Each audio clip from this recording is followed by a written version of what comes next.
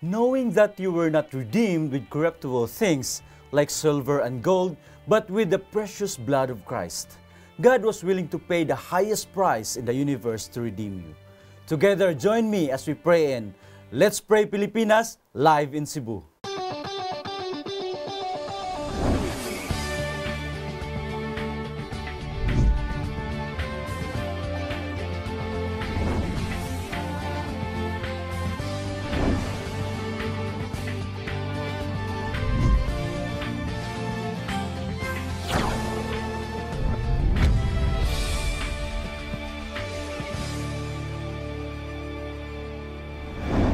Kumusta kamong tanan mga kapaglaom? If you have prayer requests or praise reports, go and sugod na mo sa pag-send sa atong programa, and welcome to Let's Pray Pilipinas. Yes, mga kapaglaom, and we are thankful to the Lord, and also we thank you sa atong mga viewers sa inyo ang kanunay nga pakig-uban kanato.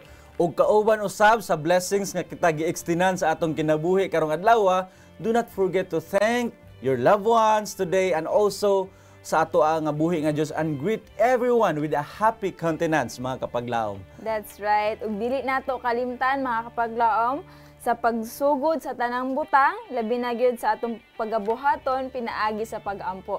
Let us pray mga kapaglaom.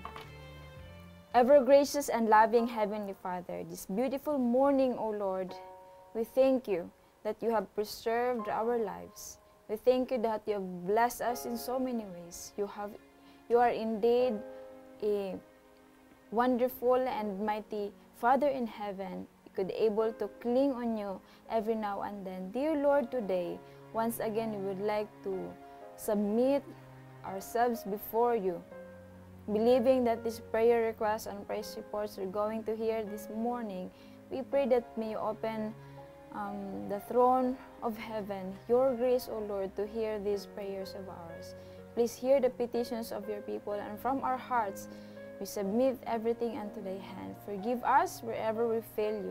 This we pray in the loving name of our Lord Jesus Christ. Amen. Amen. Thank you sa prayer kapaglaom Giselle. And mga kapaglaom, welcome sa ito nga programa. Live kita karon sa GSAT Channel 37.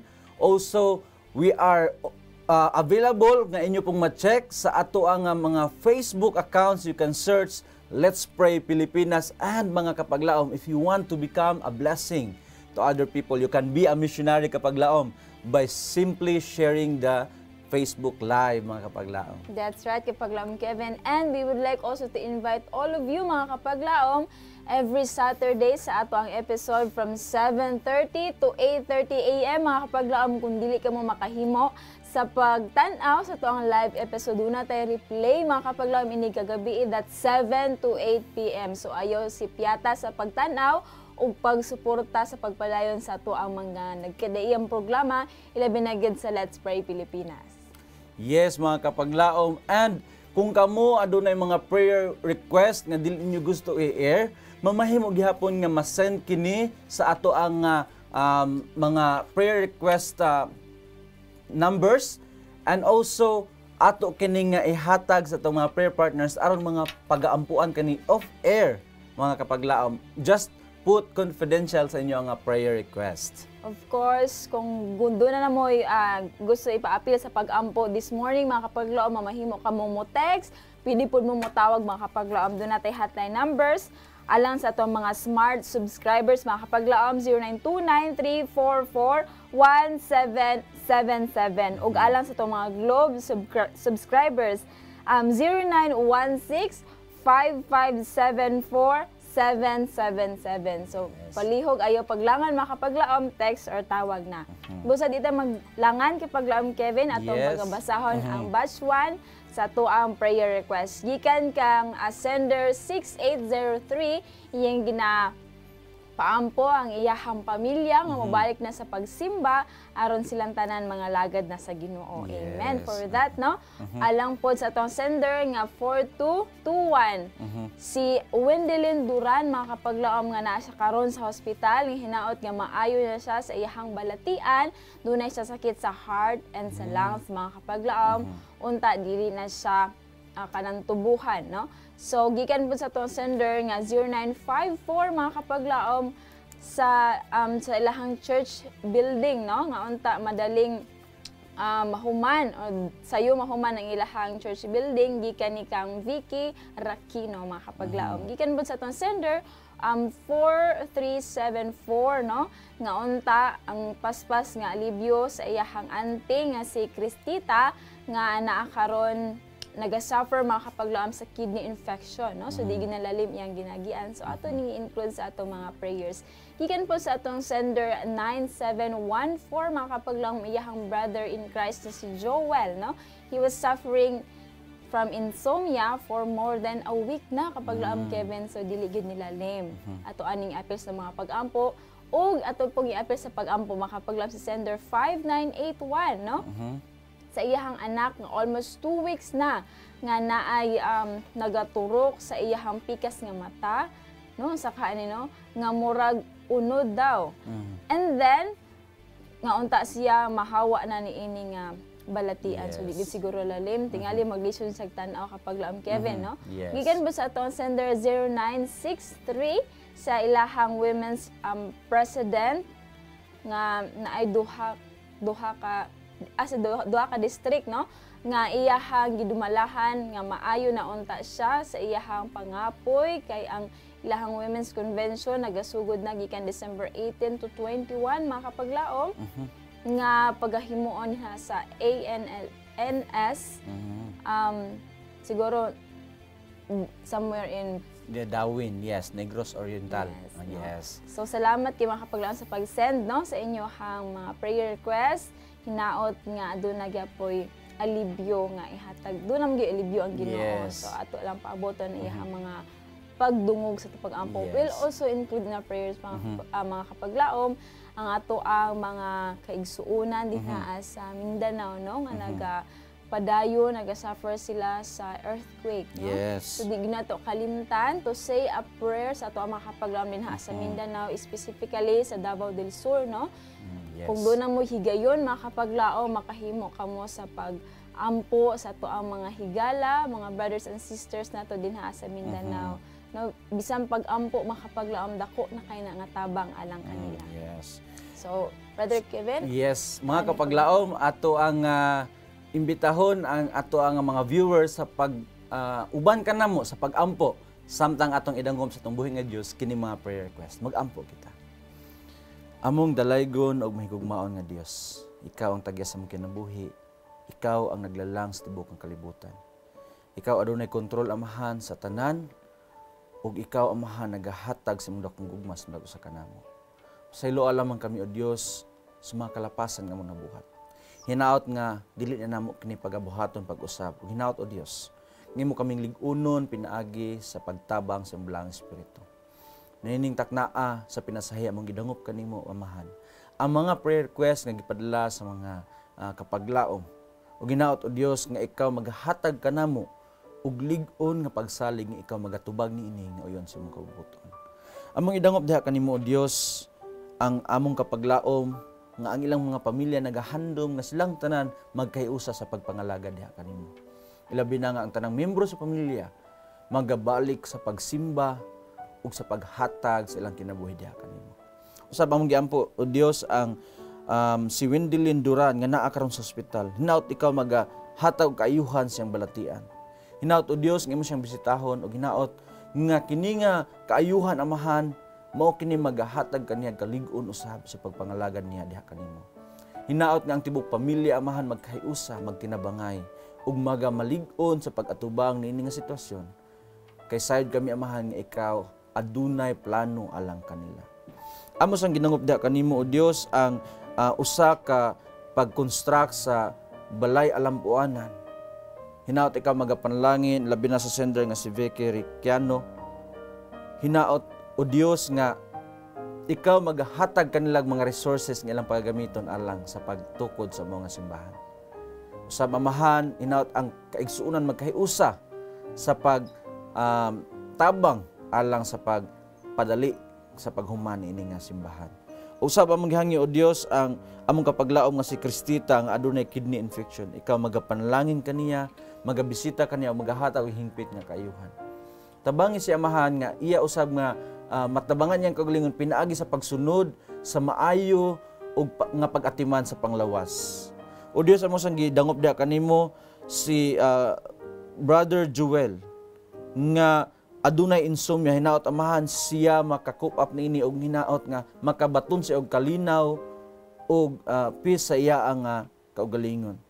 O Dios, nga balaan amo sang ginangop diha kanimo ang anak sa kapaglaom nga nagtubo sa iyang mga mata. Hinaot o Dios nga ikaw magahatag kayuhan og hinaot nga mawala na kining nagaturok amahan. Hinaot o Dios nga ikaw magiyas tibok nga pamilya. Usab among gidangop diha kanimo o Dios ang mga women nga sa ila nga women's convention sila makabaton kalig-on sa paglawas labi na sa mga leaders. Hinaot o Dios ikaw magapanalangin niini nga ministry. Nang salamat amahan sa imong kanang pagtubag sa imong pag-ampo. Nang salamat sa imong dakong gugma kanamo kay kining tanan among gisalig itugyan sa ngalan sa personal maluluwas nga si Jesus. Amen.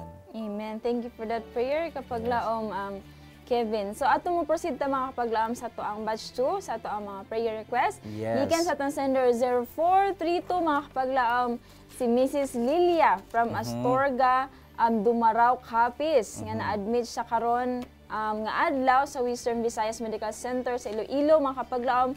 Naka-schedule siya for operation sa iyahang breast cyst, no?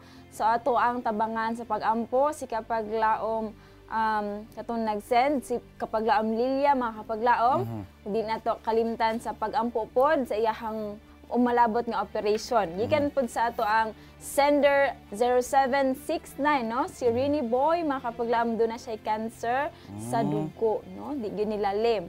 Gikan pod sa ato ang sender 6366 si Leia Fabrigas mga kapaglaom naway makabaton siya og masubmit ang tanan niya mga requirements nga apply siya sa DepEd Palawan mga kapaglaom sa January 2020 next month mga kapaglaom nga unta makaabot siya sa rating sa maong teaching demonstration. Wow, no? So atong i-appeal po sa atong pag-ampo si 0932 mga kapaglaom nga unta magkaroon siya og maayo nga kanang pakig-uban sa iyahang pamilya nga unta mahuman pod ang iyahang anak nga dili mo undang sa pagsuporta ang iyahang papa mga kapaglaom, no?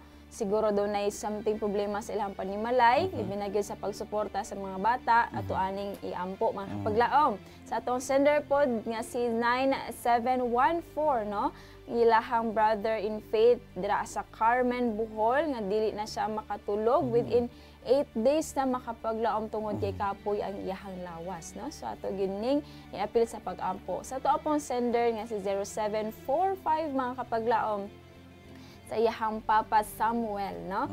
Nga sa gihapon siguro do na pod siya mga problema balatian, so ato ning i-pray, no? Gikan pod kang Miriam Nebres Quezon, no? Nagpa-appeal siya sa pag-ampo sa iyahang husband nga si Wheeler o si iyang daughter nga si Brea for safe travel dinhiya sa Pilipinas tungod kay hapit na gyud ang ato ang vacation, no? Mubiyahe sila paingon sa Toronto ugma. Alright, so atong i-pray makapaglam ilahang safe travel. Gikan pod kang Bob Miller, gikan ni sa ato ang FB viewers makapaglaom ato yung faithful viewers sa FB Live nga si Bob Miller. Ingon siya nga kung mahimo maka-apil ta sa atong mga pag-ampo, i-apil na to siya sa mag-ampo iyahang wife mga kapaglaom nga doon na siya problema sa kidney, no? Gikan pod doon na tay press report this morning kapaglaom Kevin. Gikan kang April Joy Esto, no? Nagpasalamat siya especially sa atong mga pag-ampo mga kapaglaom nga karon licensed professional teacher na siya. Wow, praise God. No? Praise the Lord tungod ana. And gikan pod kang Joy Silvano, faithful viewers pod ni nato. Praise report sa sister nga si Shera Montipolca, no? Nga nakapass pod siya og LET exam. Yes, silang duha mga teachers na. Ubay-ubay gud sa ato ang mga kapaglaom nga gitubag gid ang ilang pag-ampo. Yes, so ato ang imbatahan sa makausa ang atong mga kapaglaom nga ubanan kita sa atong pag-ampo. Mag-ampo kita. Among dalaygon og mahigugmaon nga Dios. Dili matukib among kalipay nga kami nagakupot sa paglaom nga sa dinha kami magadangop sa among mga sitwasyon diha kanimo pinaagi sa pag-ampo. Ikaw kadunay nagatubag ug hatag og tubag kanamo nga uyon sa imong kabubuton. O Dios nga balaan, amo ang ginangop diha kanimo ang mga kapaglaom nga adunay balatian karon. Si kapaglaom Lilia, si kapaglaom Rene Boy, kapaglaom namo nga nasa Carmen Bohol, ug usab ang kapaglaom nga si Samuel.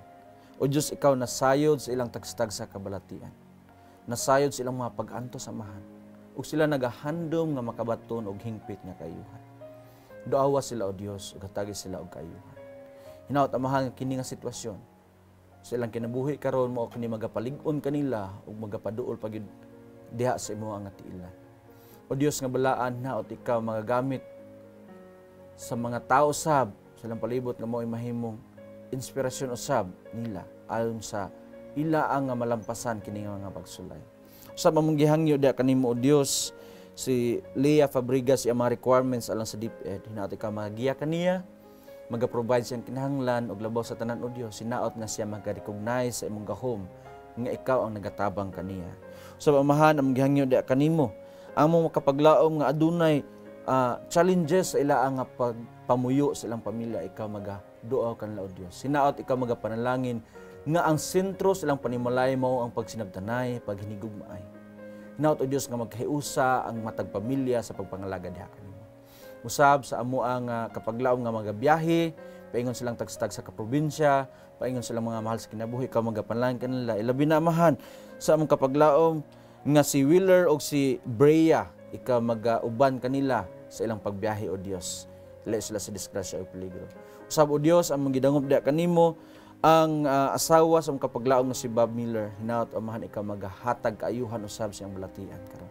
Usab sa mga himpasar sa let nga examination o Dios, ikaw magapanalangin kanila sa ilang bag-o nga profession nga ilang nakuptan, naot nga kini nga kalampusan ilang i-dedicate diha kanimo o Dios. Labi na amahan among giampo usab ang mga katawhan sa Davao del Sur. Hinaot o Dios, ikaw magaprotektar kanila, hinaot ikaw magahatag kalig-on kanila nga sa ilang pag-atubang sa mga panghitabo karon, sila kanunay magadangop diha kanimo. Kining tanan among isalig gitugyan diha kanimo sa ngalan sa personal manluluwas nga si Jesus. Amen. Amen. Thank you for that prayer, Kapaglaom Kevin. And we have very interesting topic this morning, Kapaglaom Kevin, no? Yes. So magahisgot kita sa tuang topic entitled New 20 Still 20, Wow. no? Ang atong quote of the day, Kapaglaom Kevin? Yes, ang quote of the day makita sa usa kini ka sinulat sa usa ka author nga si Stefan. Nagaingon siya, everyone isn't going to embrace your value, but that doesn't mean that you need to go and change your price. Yes, mga kapaglamusahay no nga dili gid ma-appreciate sa tanan imong ginabuhat. Yes. Apan dili bud pasabot nga magbag-o kita. Sama sa bagong balita nga gi-release niadtong 4 days ago, nga ang Bangko Sentral ng Pilipinas mag-release sila og bag-o nga 20 pesos from the bill to a coin. So nasa lang mga rason nga nung gibuhat nila kini kay after sa study sa University of the Philippines, ilang nakita nga kini nga 20 peso is the most used currency sa circulation sa market. No? Sa matutag merkado, mapalita, kasagaran atong magamit 20 gidayon, panukli. Yes. So tungod kay bill siya, mabasa, dali ra kay madaot, ug dali ra pud ang pag-replace niya na sa Bangko Sentral that will cost also the Republic of the Philippines sa ilang nga pag-reproduce og mga bagong currency. Mao nga na decide nila nga alisdan og coin kay para lig-on, mas mulungtad, mas dali dalon ug napod kini design niya mas dali daw ni mailhan compare sa laing mga coins. So unsa nga mga pagtulunan natong makuha niini mga kapaglaom? Yes, number 1, improving for durability, mga kapaglaom. Kung ato ning apply sa to ang espirituhan nga pagkinabuhi. Yes. God designs us that we should be constantly improved, no? So dili lang kay dunatay nahibalan nga bag-o nga butang na wala lang pasabot kay Paglaom Kevin nga muundang lang pud ta ni ana ang pagkahibalo. We have to search more, to learn more, no? Yes. And everyday dapat nga magmalig-on ta mga kapaglaom kay giingon sa Nehemiah 8 verse 10, ingon sa diri, then he said unto them, go your way and eat the fat and drink the sweet and send portions unto them for whom nothing is prepared. For this day is holy unto the Lord, neither be ye sorry. For the joy of the Lord is your strength. Mga kapaglaom, ato yung palig-uno natong kaugalingon labi na sa mga pagsulay nga atong na giatubang karon, atong paligunon atong mga kaugalingon mga kapaglaom everyday sa itong kinabuhi. That's right. One point po mga kapaglaom, armed with ornaments, yet the value stays the same. Wow. No? Kaning nakita nato nga kabag-uhan sa to ang 20 peso bill, no? Nahimo na siyang coin karon nga mas ni-improve ang mga design, no? Mas ninindot siya. And we are esteemed to others the greater than ourselves, God said. Yes, buot pasabot nga bisan pag-unsa kadaghan sa mga blessing nga mabot nato, improvement ug successes, magapadayon nga kita mag-humble sa tong kaugalingon. Dili ta mausab kay God is willing to give us ingon sa usa ka author nga God is willing to give us failure to humble ourselves than to give us success that will make us arrogant. That's right. Bahala og magkinaon sa mga kapaglaom, di na to usbon ang atong pagkamapaiinobsanon. Giingon sa Colossians 3:12, ingon siya diri, put on therefore as the elect of God, holy and beloved, bowels of mercies, kindness, humbleness of mind, meekness, and long-suffering. Mga kapaglaom kini nagpahinumdum ka nato nga dili ta dapat hatag og lugar sa tong kasing-kasing sa gitawag nitong pride. Let us always humble ourselves. Bisan pag daghan na kay tang nahuman or daghan na kay tang na-achieve sa atong kinabuhi. That's right. Siguro ang uban nato mga kapaglaom, end of this year, di na makount ang blessing, no? Magihatag sa to ang Ginoo. Siguro ang uban malimtan na lang tungod sa kadaghang panalangin. But we should always be humble, mga kapaglaom, no? And let us always be an instrument of blessing pod sa tanan nato mga kapaglaom. Sa ato ang mga silingan sa ato mga friends, no? Abi kay daghan na kay tag naabot, abi kay kanang na arangan natas tong kinabuhi, no? Makalimot na din tagtabang sa tong isig katawo. Yes, and and I'm also happy kapag laom Giselle nga ang Bundle of Joy Ministry nga gihimo sa mga kadaghan mga batan-o naga-support nini. Mag 4 years na. Wow. So it was a great blessing from the Lord. And also another point nga ato makatunan niini nga bag-o nga balita karon is that none greater than the highest price. Yes. Ang buot pasabot niini nga bisan pag unsa kadaghan sa tong gihimo nga sakripisyo dinhi sa kalibutan, di gid kini makalabaw sa sakripisyo nga gihimo ni Ginoong Hesus alang kanato. Munang miingon siya sa John 15:20. Ingon siya, a servant is not greater than his master. Di gid ta mulabaw mga kapaglaom sa atong master. That's why we need to always recognize Jesus Christ and his suffering for our salvation, mga kapaglaom. That's right. And also God urged us, mga kapaglaom, that together with man's cooperation, God gives His promise to those who seek, mga kapaglaom. Let us also learn to bring more people, ato ang mga friends, ato ang mga co-workers. Let us introduce Jesus Christ to them, no? Kung unsa kamaayo ang Ginoo and how He kana bang sacrifice for our sake, no, kapaglaom Kevin. Yes, and mga kapaglaom, di nato lantawon ang atong sacrifice to its intensity. Ngayon ta ba nga mas bugat niya akong gitrabaho or mas delikado niya akong ginahimo for the Lord? No, because God is looking not kung unsa ang ato ang gihimo, but He is looking kung unsa sulod sa tong kasing-kasing. That's right. That's why everything starts in the heart. All the issues in life, mga kapaglaom, ato ang kanunay i-recognize Jesus Christ tong kinabuhi. Because by doing this, by reminding ourselves that Jesus Christ made the greatest sacrifice of all, we will always be reminded to be humble, mga kapaglaom. So usa kanindot kayo no nga sa atong pag-atubang sa bag-o nga tuig nga umalabot, ato gyud nga kanunay nga paghinumduman nga ang Ginoo nga kig-uban kanato o magapanalangin kanato. That's right, kapaglaom Kevin. So since nga end of the year na tano, we are napos na gyud ang katuigan. So let us not count more our mga problems, kung unsay mga gian nato nga mga problema, but let us count more sa ato mga blessings nga gihatag sa atong Ginoo. And pinaagi pud ana nga blessing, do na pud tay pagahimuon nga concert, no? This coming Friday night dinhaa sa ato ang Cebu City is the church. Yes, og gitawag sa una og Miller Church. Yes, dunay concert ang Seraphims, no? Yes. So we are all excited to witness sa kamaayo sa Ginoo, pinaagi sa mga beautiful melodies of voices. Yes, ang kaning nga musical presentation, it talks about the first coming of Christ, mga Wow. kapaglaom. Because napay usa ka preacher nga nag-ingon nga, how can you share the second coming of Christ if you don't share the first coming of Christ? That's so, right. nindot kay ni mga kapaglaom. So, atong hatagan kinig panahon, and let us be blessed by listening to the musical presentation that concerns or talks about the first coming of Jesus Christ in this world. That's right. Mga kapaglaom, doon natay i-appeal po sa itong mga pag-ampo, no? Gikan sa atong FB viewers, nga si kapaglaom Erlinda Villafuerte, no? Nagpatabang sa pag-ampo, mga kapaglaom, sa iyahang family, whole family, mga kapaglaom, to keep them, nga unta, doon na po'y good health, nga ilhang matagamtaman, and have a complete protection from the Lord, no? Pinaka-importante gini kapaglaom, Kevin. Yes. So ato ang kanunay idangop sa Ginoo atong mga sitwasyon, mga kapaglaom. And let us always remember that Jesus Christ asked us to be absolutely and completely work for Him in this world as He is for us in the presence of God. We are all precious in His sight. Pag kanindot, mga kapaglaom, no, ang kita magauban og serbisyo alang kaniya, no, alang sa tong Ginoo. And the greatest praise that men can bring to God is to become consecrated channels whom He can work, mga kapaglaom. Yes. And ato ang hatagan og hamubo nga panahon ang ato ang prayer request. Let us pray, mga kapaglaom. Father in heaven, we pray that you will bless all the family that is in accordance to your will of God.